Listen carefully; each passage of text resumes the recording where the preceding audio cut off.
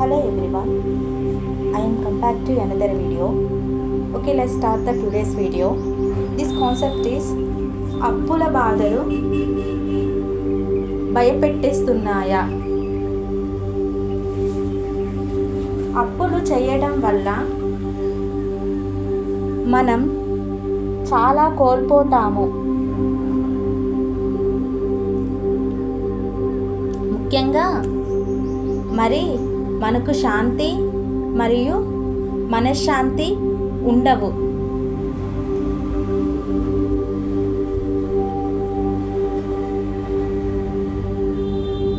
నిద్రలేని రోజులు గడపాల్సి వస్తుంది. సుఖంగా పడుకోలేము. అలాగే ఎప్పుడు అప్పుల వాళ్ళు మన ఇంటి మీదకు వస్తారో అని ప్రతిక్షణం భయంతో బతకాలి.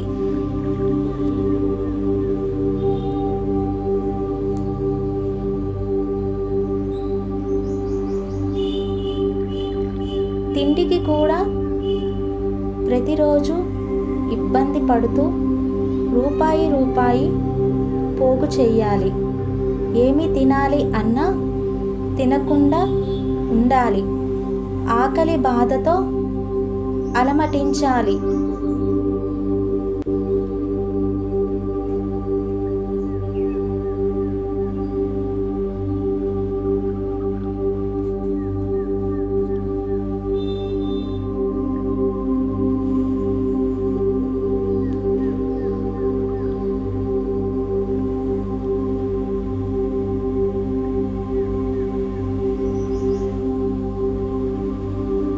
నిన్ను ఎత్తి చూపే వాళ్ళు తప్ప ఆ క్షణం నువ్వు దేనికోసం అప్పు చేశావో అర్థం చేసుకోరు. నిన్నే లేనిపోని మాటలతో గుణపంలాగా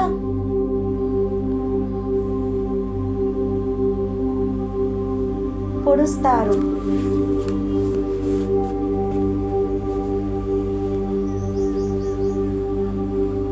నువ్వు కన్నా నీ పిల్లలే ఎందుకు కట్టాలి అని నీకే ఎదురు సమాధానం చెబుతారు.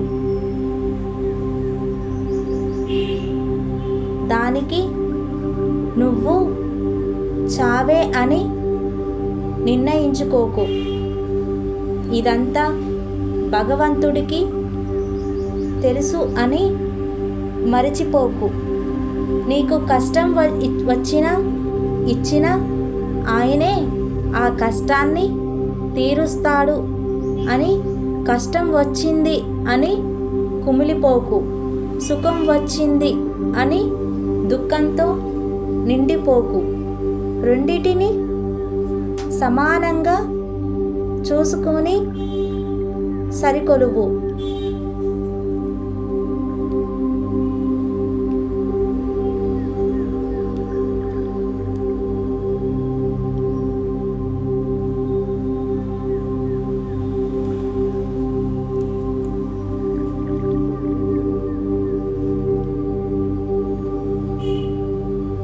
ఇప్పుడు ఏమయ్యింది? అప్పుల వాళ్ళు నిన్ను అప్పు ఇవ్వమని వేదన పెడుతున్నారు. ఒక్కటి చెప్పనా, మనం తీసినది అప్పుల వాళ్ళ సొమ్మే అని మరిచిపోవద్దు. మనం తీసుకున్నది అప్పుల వాళ్ళ సొమ్మే అని మరిచిపోకూడదు. ఇచ్చేవాళ్ళు ఉంటే ఎన్నైనా తీసుకుంటాం. అదే మనం వాళ్ళకి ఇవ్వాలంటే కష్టంగా ఫీల్ అవుతాం. తీసుకునేటప్పుడు ఎంత సంతోషంగా తీసుకున్నామో ఇచ్చేటప్పుడు అంటే సంతోషంగా ఆ అప్పు ఇవ్వాలి. అప్పు ఇచ్చేవాడిని తిట్టుకోవడం వల్ల ఏమీ రాదు, ఇంకా భారం పెరుగుతుంది తప్ప.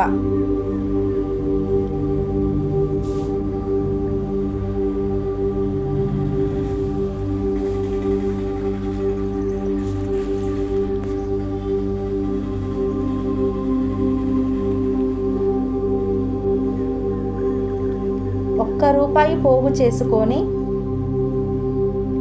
అప్పుల బాధని దిగమింగు. సేవింగ్స్తో అప్పులు అన్నీ కట్టేయి. ఏ మూల లేకపోతే ఆ భగవంతుడిని మార్గం అడుగు, తప్పక చూపిస్తాడు. ఎవరి ద్వారా అయినా. అంతేకాని ప్రాణాలు విడవడం ద్వారా ఏమీ రాదు. ఇక ఆ అప్పు ఇచ్చినవాడు నిన్ను లేనిపోని మాటలతో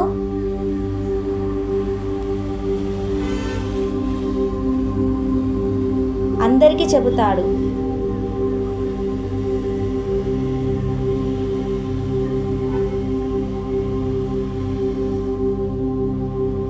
నీవు చావడం వల్ల ఏమి ఉపయోగం ఉండదు అనుకుంటావు నీవు. చస్తే నాతోనే సమస్యలు తీరుతాయి అని కాదు. అలా ఎప్పటికీ చేయవద్దు.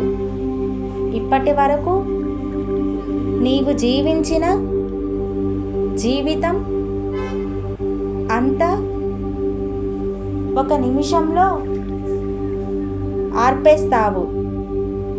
అలా నిన్ను నువ్వే మోసం చేసుకుంటావు. అప్పుతో అలమటించాలి. నువ్వు బ్రతికినంత వరకు నీ శక్తి మేరకు నీ అప్పు తీర్చేయి. నీ కన్న బిడ్డల్లో ఒకరికి బాధ్యతలు ఆలోచించే వాళ్ళకి ఆ అప్పు తీర్చమని వేడుకో. నీవు తీర్చకపోయినా నీ కూతురో లేక నీ కొడుకో ఆ అప్పు ద్వారా వాళ్ళు ఆ అప్పు తీరుస్తారు.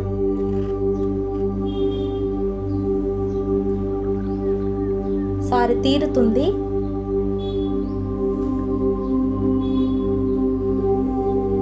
ఒక మాట చెప్పనా, అలా బిడ్డలు తీరుస్తే అబ్బా ఎంత మంచి బిడ్డల్ని కన్నాడురా వాడు అని నిన్ను గొప్పగా చెబుతూ నలుగురికి చెబుతారు. ఎంత మంచి పిల్లలని కన్నాడు అని నీ కష్టం నీ పిల్లైతే తీరుస్తే నీ పిల్లలతో తీరుస్తే ఎంతో ఆనందం ఉంటుంది. అది నీ పెంపకం అని నీకే గర్వంగా అనిపిస్తోంది.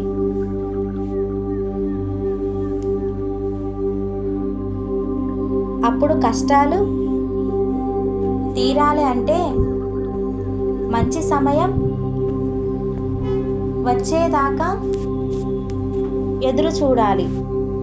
మన పిల్లలు ఒక గొప్ప స్థానంలోకి వచ్చినప్పుడు నీవు చేసిన ఆ అప్పు తీరుస్తారు.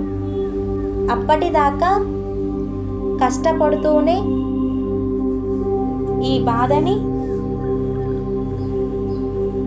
భరించాలి.